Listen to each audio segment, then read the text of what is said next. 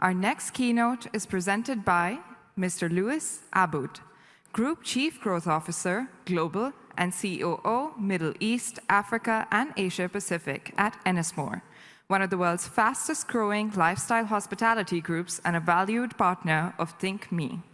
In his global role, Louis leads growth across Ennismore's portfolio, from hotels and branded residences to restaurants and emerging concepts that continue to blur the lines between hospitality, culture, and community.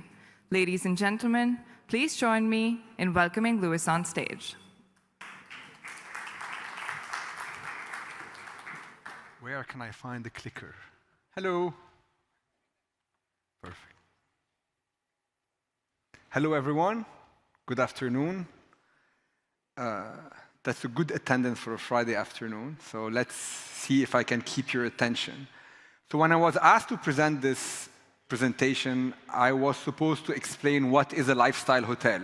And I think everyone likes to use this term, what is a lifestyle hotel, and people tend to think that it's a few colorful pillows and a bit of design. Fundamentally, this is not the case. At Ennismore, we believe that a lifestyle hotel is actually the ability to create a lifestyle destination.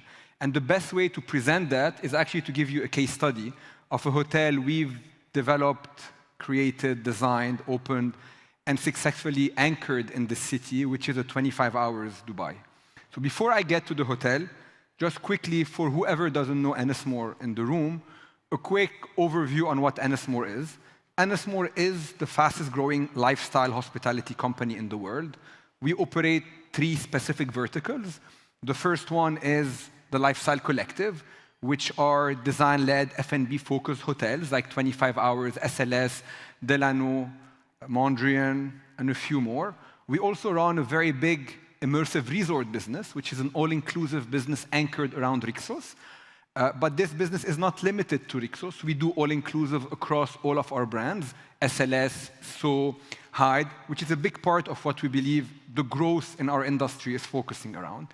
And the last vertical, I think, is the most interesting one and makes us quite unique. We have an independent F&B business that is the real deal. It's not a complement to the hotel. It's an F&B business by itself.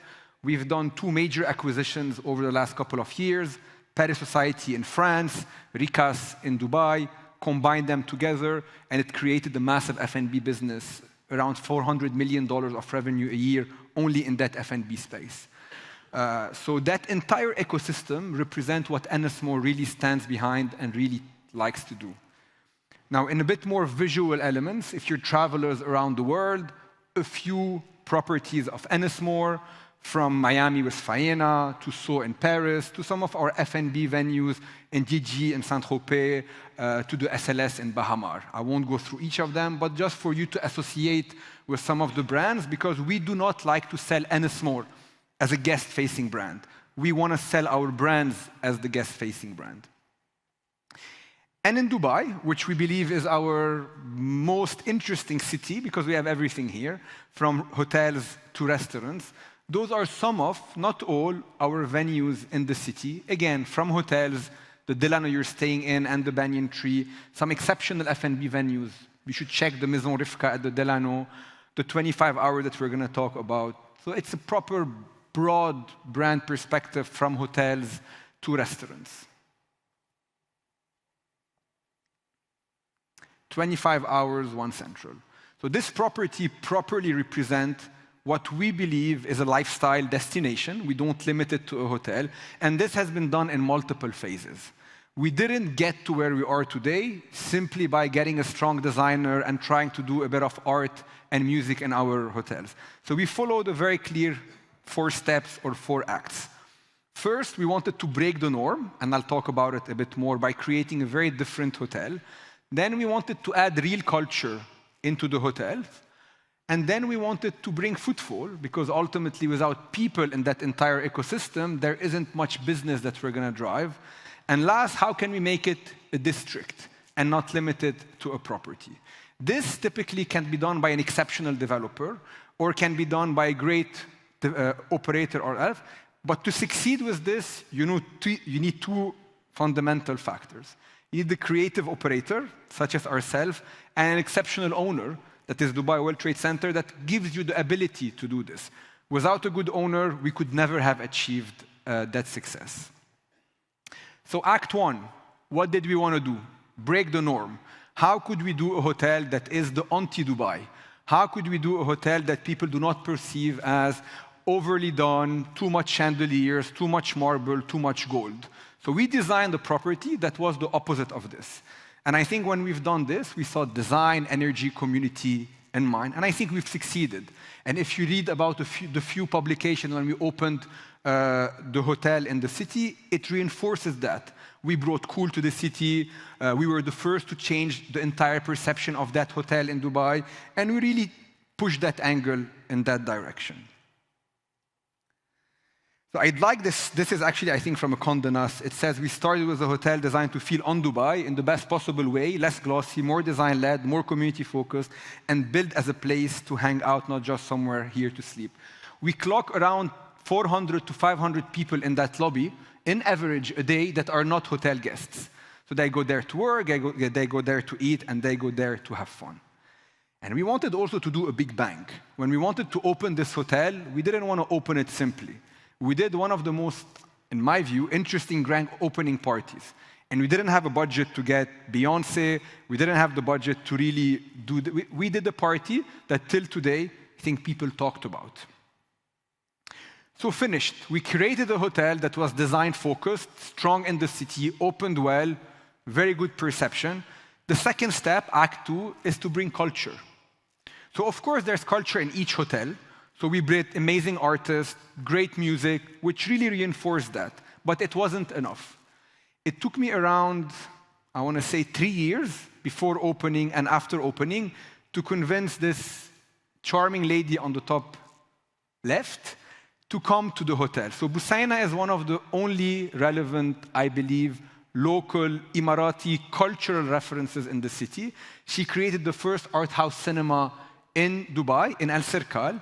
And for her, going into a hotel was like insulting her. But we convinced her. We told her, you need to come. And we've established Cinema Aqil in 25 hours, which was a real strong push and commitment to the cinema, to the cultural scene in Dubai. So it's a strong cultural anchor. It's independent. And in reality, it doesn't make a lot of money, but it doesn't lose money. So we finished with creating a beautiful hotel, anchored it with culture. Now we needed people to come in order to create a bit more of a footfall in all of this. So we created 2,400 square meters of co-working space within the hotel, around 300 desks. So this is actually split into two areas. Half of it is actually Ennismore Regional Head Office, which is our office. We anchored ourselves there. But also the Dubai Founder HQ, which is a Chamber of Commerce initiative, is created another 250 desks. So those combined are around 300 desks that are full, that activate that entire F&B proposition, bring rooms, and brings life into the hotel. Now the last part of the entire proposition. The hotel worked.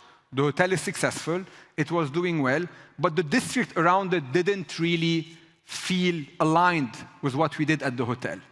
So we, with Dubai World Trade Center, agreed to activate the street behind the hotel. So we went outside of the hotel, into the street behind, and we curated the entire thing, and we brought the first licensed street into Dubai. So in Dubai, you can now have a drink, walk to another bar, go into a restaurant, and really bring that European, Beirut feel that you didn't have previously in Dubai. So it's actually a joint effort that we did with our partners in 7 Management. We created 25 Jump Street, which is a cumulative of multiple concepts. Not all of them run by us. Some is run by us, some of them is run by 7 Management, and we have other tenants in there. But what we've done is that we've created the entire identity of the street. We curated the tenant makes that are all leases, and we've brought into Dubai the first proper comedy club, which I think is also another cultural proposition into the city. So those are images of some of the venues that we have. If you didn't visit this, go on a Friday or Saturday. You'll actually be quite pleasant. We're getting around 2,500 to 3,000 people in that street between Friday and Saturday. So in the room, we have a lot of owners, and I'm sure that owners don't like only beautiful pictures. We do all of this not because we think it's cool. We don't do all of this because we think it's more relevant. Ultimately, we're running a business. So we're doing all of this because it drives real estate premium, and it creates value for owners. So this is the hotel.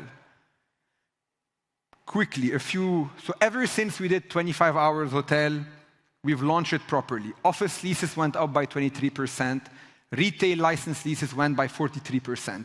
So that is what happened around.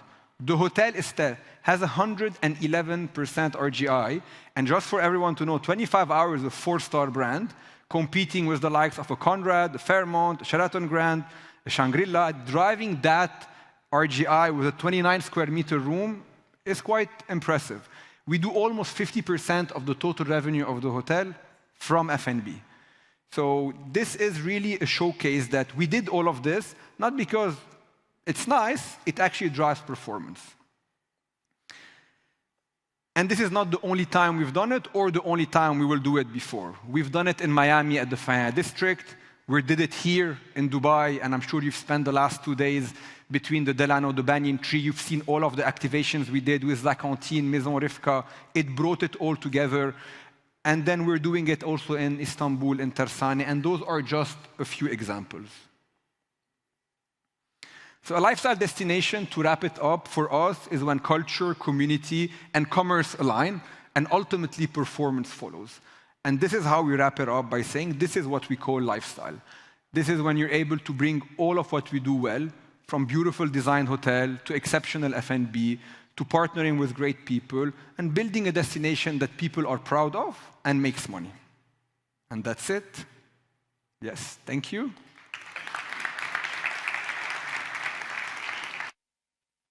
Any question?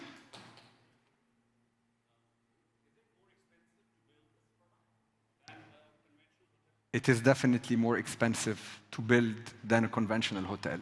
But you make significantly higher EBITDA per square meter, if that's the metric that you look into. The economics are definitely more interesting if you're able to activate the entire thing. If you design a 25 hours and you're not able to bring in all of it will never be a successful investment. So this is why the mindset of the owner is essential to allow things to happen the way I've just showed them. Yes?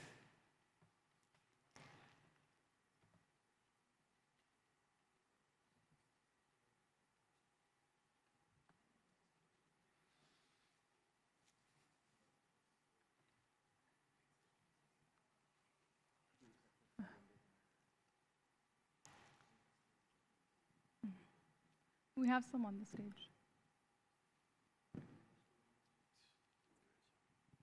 Yes.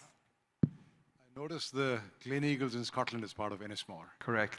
You couldn't have a hotel more classic, more non-contemporary than that. And of course, there's a different level of cool.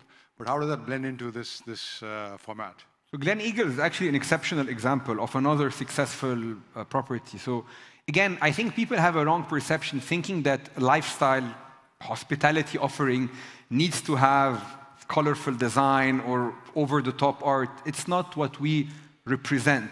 Gleneagles is a great example. Gleneagles is a 100-year-old estate that Sharan, the founder of Ennismore, took over with his family and repositioned as an exceptional lifestyle destination. They reworked the design, they elevated the F&B, they've activated all of the programming around it, from kids facilities to adult facilities, and the property now drives 4 times more of the ADR it was doing. It's an exceptional success, and yet another great example of how you can really bring that lifestyle mindset to reposition an asset that is 100-year-old.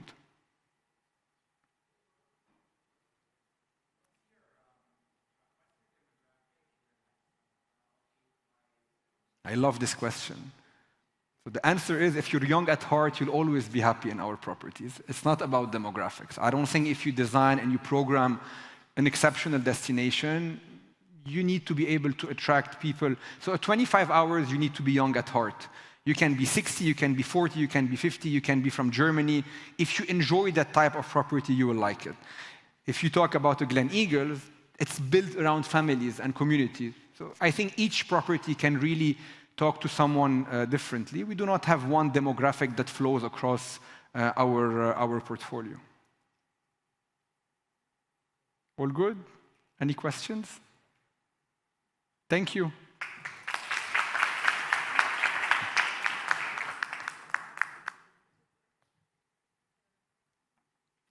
Thank you, Louis. That was indeed a very interesting conversation.